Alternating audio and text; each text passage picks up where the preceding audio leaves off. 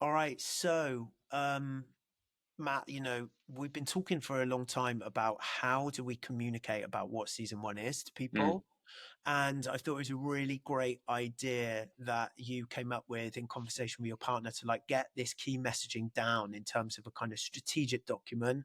So let's just like talk through what we're trying to do and achieve here so that we can actually make some progress and then begin to put this into the different channels that we're in, including the season one community itself. mm.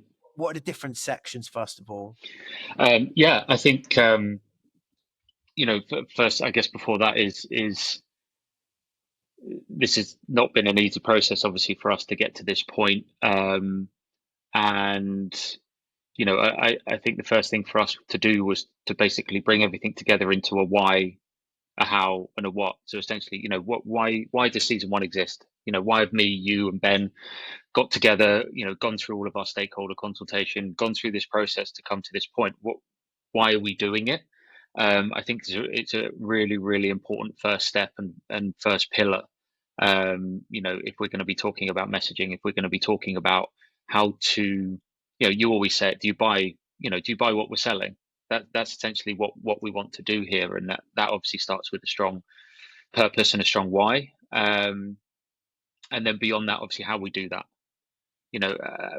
What are the core principles? What's the philosophy that actually binds this? How do we get people from coming into season one through to getting some tangible outcomes from the community, from the learning, from the access to the football industry?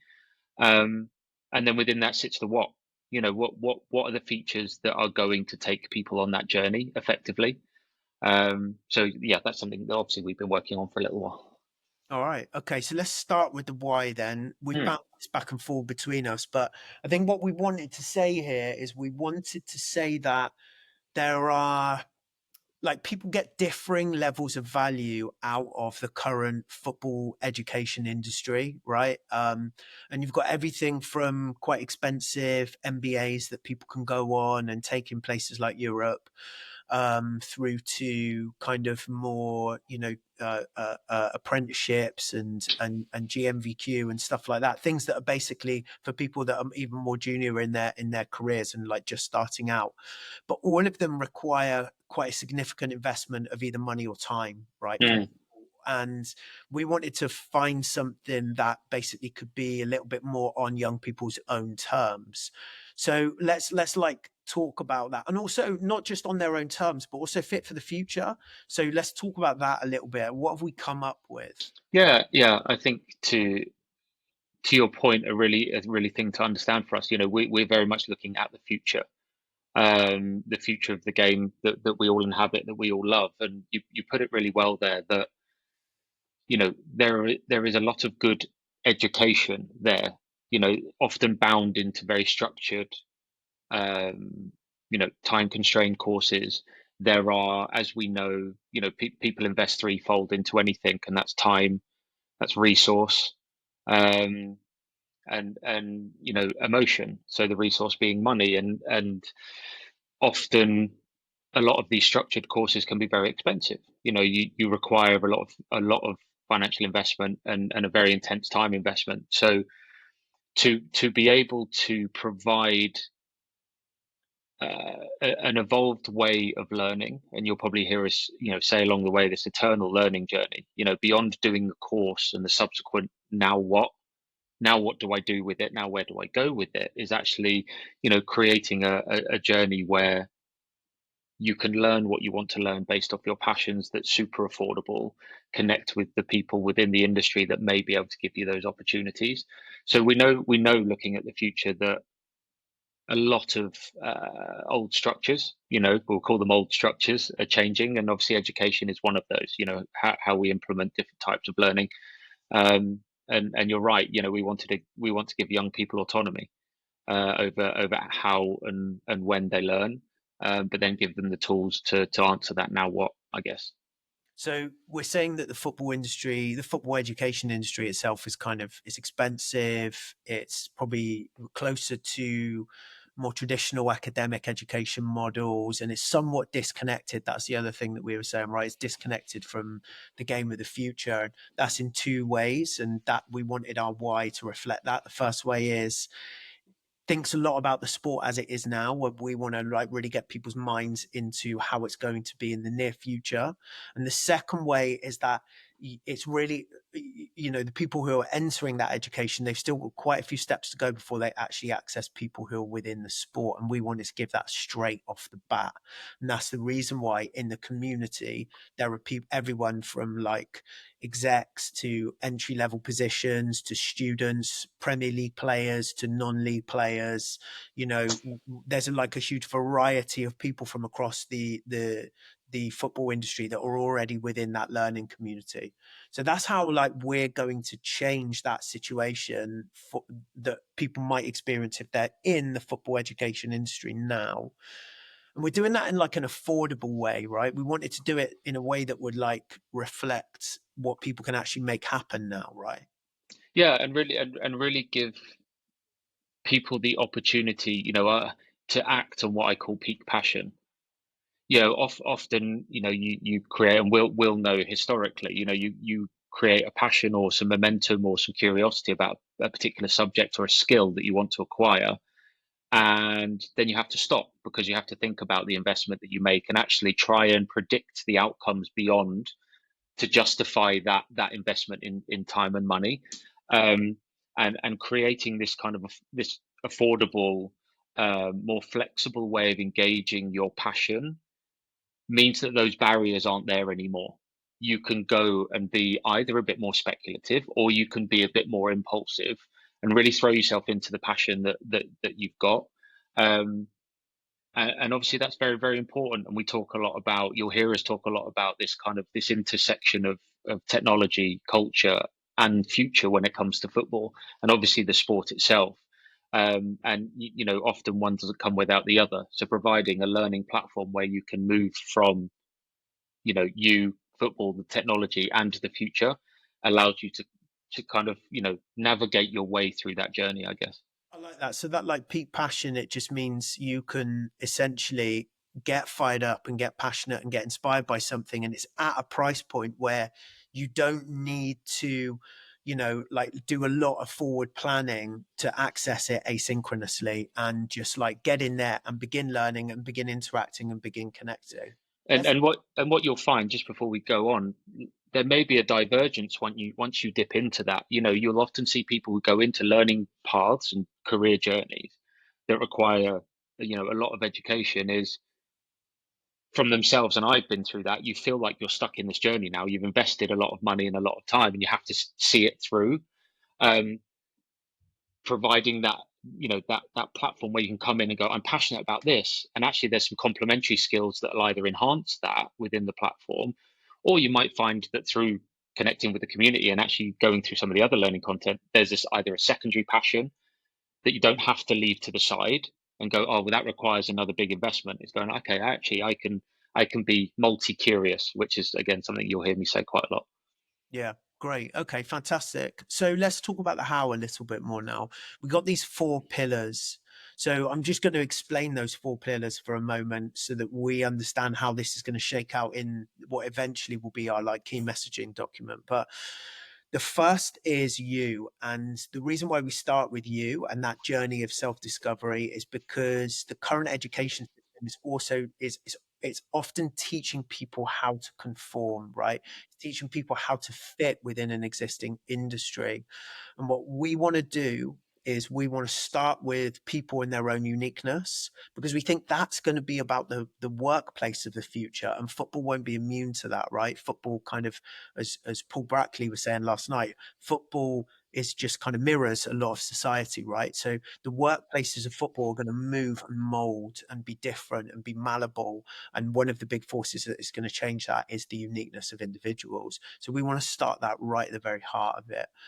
Those things we think will help people to avoid things like kind of conflict avoidance and ignoring their individuality in order to get conformity or masking, right? So we hope that it will have like wellness benefits later in people's careers, and that's the reason why we start with that, right? The second pillar is football itself, and of course that's like the common ground. It's the reason why we're all here. It's, some people call it the world's greatest religion. So a lot of our learning, it uses that as the kind of bedrock of it. But we try to unpack, and partially because of the experiences, of course, of you and Ben, right, who are two people who've walked the path to become professional footballers at some stage with very different outcomes.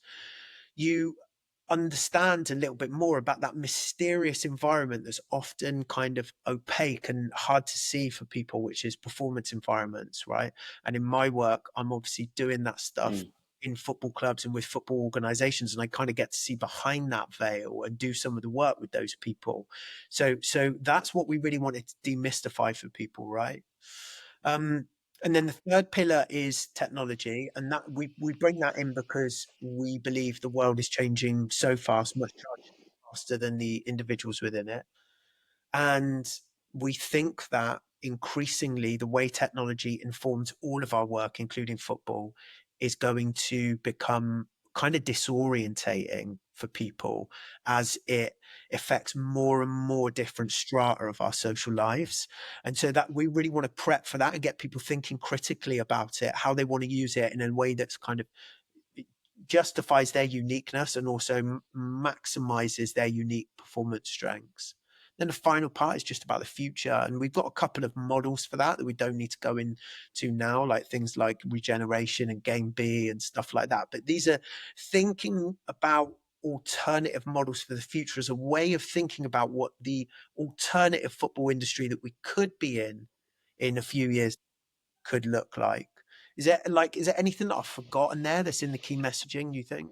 No, no, I don't think so. And I think it's important for people to note, I guess going back to the why, but moving that into this kind of red thread journey of the constituent parts that actually make up, what we feel is going to be an individual who can flourish in all parts. So if you're a player, we know now, you hear me say multi-curious again, right? We've got more and more and younger players who are diversifying their time investment, their financial investment, right, through different investments, through different skill acquisitions, and they're being more public about it. And it's not just players, right? Culturally, individuals are looking in different areas, and we're all looking at the future.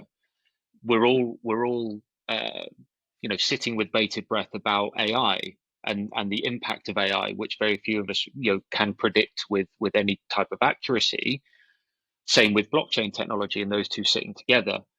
How can we, with the four pillars that we have, create that red thread of acquisition of skill from identifying you and your uniqueness? That is where everything starts. It's the inception of all ideas and thoughts and anxieties and journeys is yourself, both as an individual and your place in the team. So we have to start there with the individual, and then bringing that into the common ground, bringing that into the sport that we all love, and that hopefully everyone that is part of the community wants to actively contribute to in the future. Whether that is being a participant at a club, or someone that creates an innovation or a product or a service, or a new part of the game that's going to fit that future. But we know that there's a toolkit, and there's a toolkit.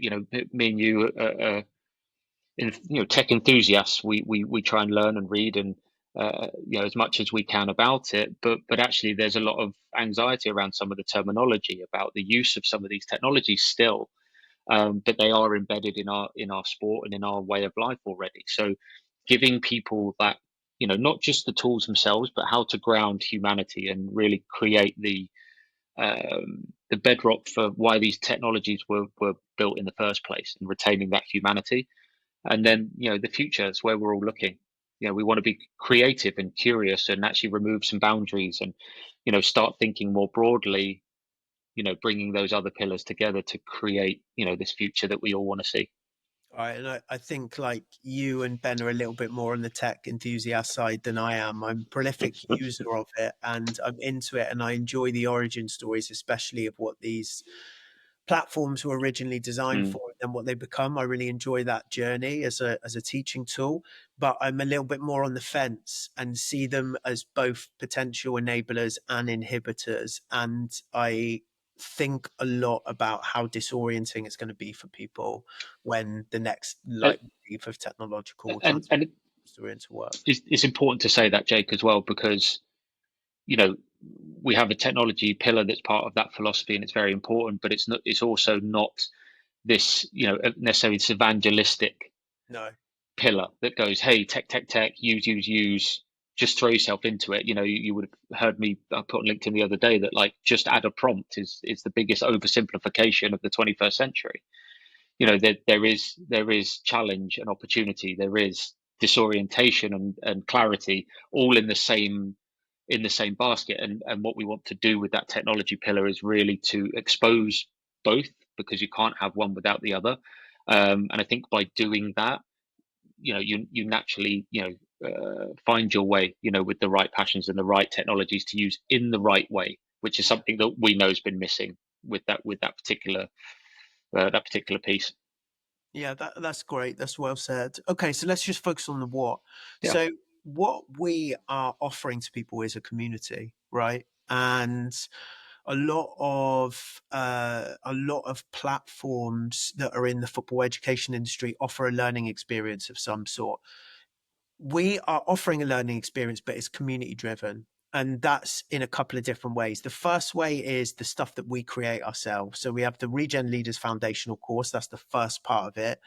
And then we make and film constantly additional content that we're putting under each one of those pillars.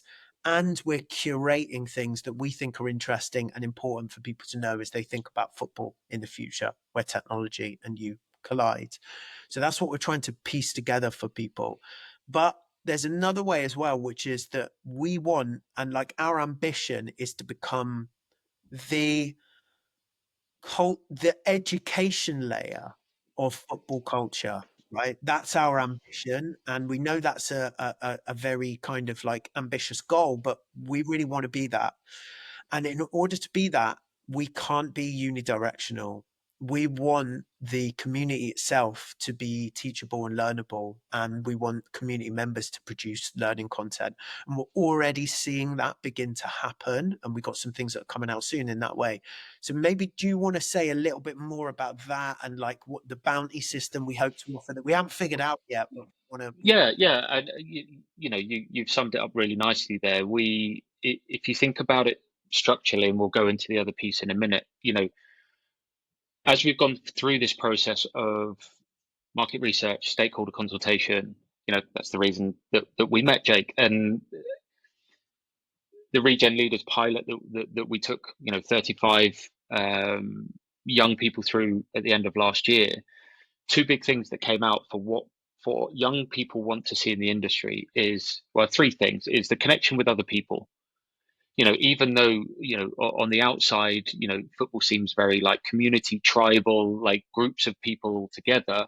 Often individuals are saying to us, like, we struggle to connect with people to either get into the industry through a job or find people with similar interest within the football industry. So, that's really important for us, and the community piece sits at the front.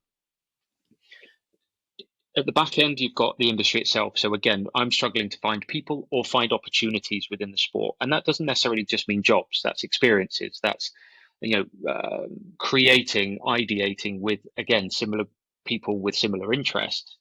So at the other end, we want to bring industry in to the community to connect in whichever way that they see fit. But in the middle, this learning journey, and as we said, there's lots of great learning journeys out there. There's lots of great learning platforms out there. But actually, this eternal learning, opportunity in the middle that is initially led by us with the Regen Leaders content, with some additional modules and mini courses that will go on in there. But the big point about the community is that the community are the ones that are going to change the future of football. They are the ones that are going to build the products, the services, create new ideas, build teams, and work at the clubs of the future. So, yes, we're providing the platform, but as we grow the community, as you said rightly, community members can start imparting their own expertise, creating their own content, whether that's for resources, whether that's a mini course on a skill set that they're particularly passionate or informed about. Um, and we have different ideas and mechanisms to reward that, both kind of short, medium, and long term, as we get into our kind of big goals for season one.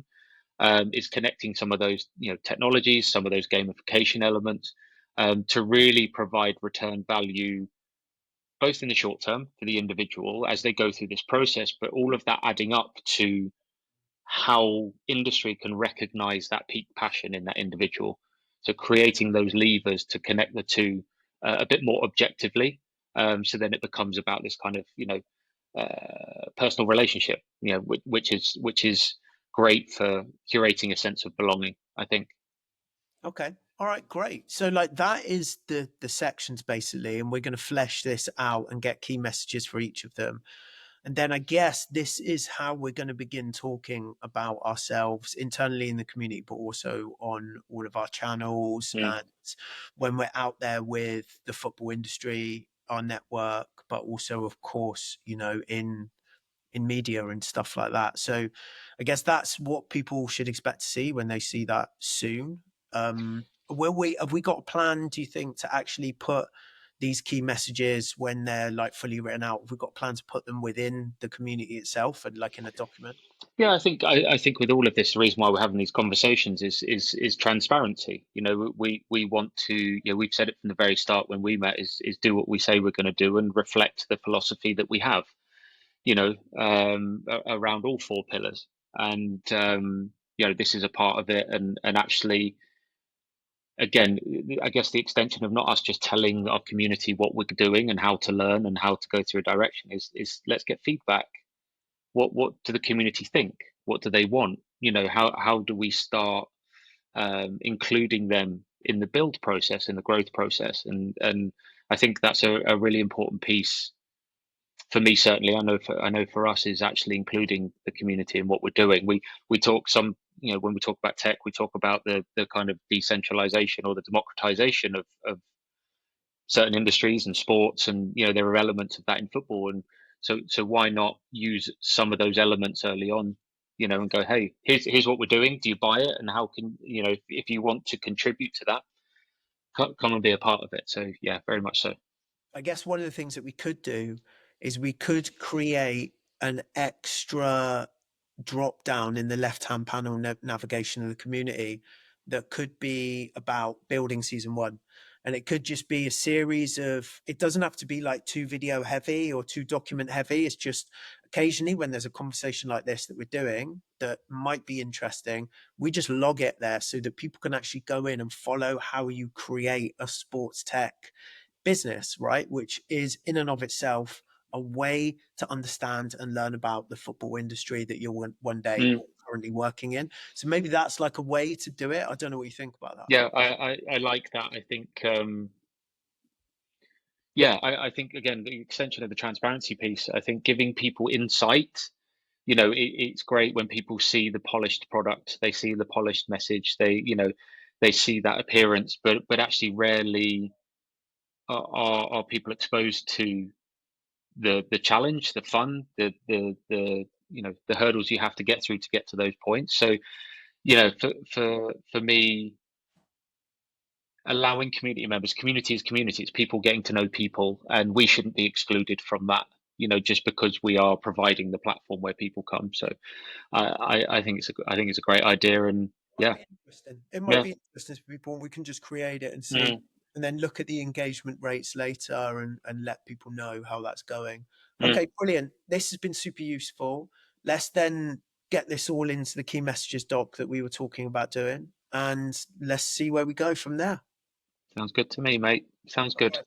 Nice one, buddy. Thank you, mate.